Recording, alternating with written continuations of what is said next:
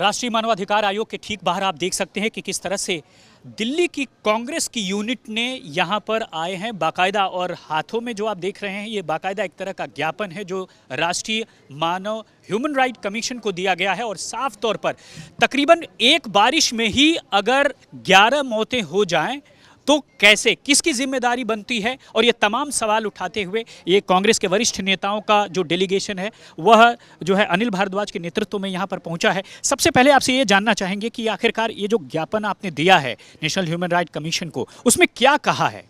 हमने बहुत स्पष्टता के साथ नेशनल ह्यूमन राइट कमीशन से ये रिक्वेस्ट की है। हम NHRC के एक्टिंग प्रेसिडेंट से हमारी चर्चा हुई और उन्होंने पूरी बात बहुत गंभीरता से समझी और सुनी, और उन्होंने कहा निश्चित तौर पर आपकी जो भावना है वो बहुत सही है।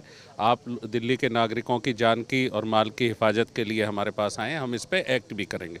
हमारी डिमांड ये है कि एक ही बारिश में, मानसून में, पहली बारिश में, दिल्ली राष्ट्रीय राजधानी है, दिल्ली जैसी राष्ट्रीय राजधानी में अगर 11 डेथ हो जाती है एक एक घर के लिए, उसका परिवार के लिए, उसका जो नागरिक है, उसका जो सदस्य है परिवार का, उसके जो परिजन है, कितने लंबे समय तक उस दर्द को झेलते हैं, कितने लंबे समय तक वो पीड़ा को झेलते हैं उसकी डेथ से, और सरकारी लापरवाही से हो, डिपार्टमेंटों की लापरवाही से हो।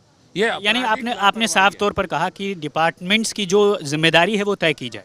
हमने कहा कि जो इस जिम्मेदारी जिन डिपार्टमेंट की बनती है, आपराधिक लापरवाही है, अभी तक कोई कार्रवाई उन डिपार्टमेंट्स के किसी अधिकारी पर, किसी इंजीनियर पर अभी तक तय नहीं की गई है। हम चाहते हैं कि ये रिपीटिशन राष्ट्रीय राजधानी दिल्ली में दोबारा ना हो। अमूमन आपके साथ जो वकील हैं वो भी हैं, क्या इसमें, क्योंकि आपके अध्यक्ष ने कहा है, देवेंद्र यादव ने कहा है कि ये हादसा नहीं, ये हत्या है, तो आपने क्या सेक्शंस को लेकर के भी कुछ ऐसा किया है? हमारा सवाल ये है कि इसकी जांच की जाए। अब जो हादसा हुआ है आगे इसका रिपीटिशन ना हो।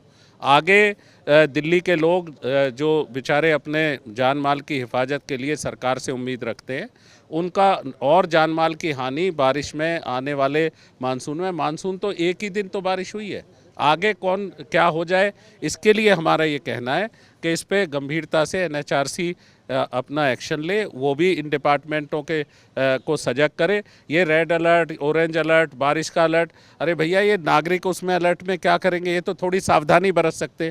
जिम्मेदारी तो इन डिपार्टमेंटों की है। ये जिस पार्टी से आपका अलायंस रहा आम चुनाव में, उस पार्टी तक अपनी बात आपने पहुंचाई, या किस स्तर पर आपने उनसे गुजारिश किया या अपील किया? देखिए, जो हमारा चुनाव का अलायंस था वो लोकसभा के चुनाव को लेके था।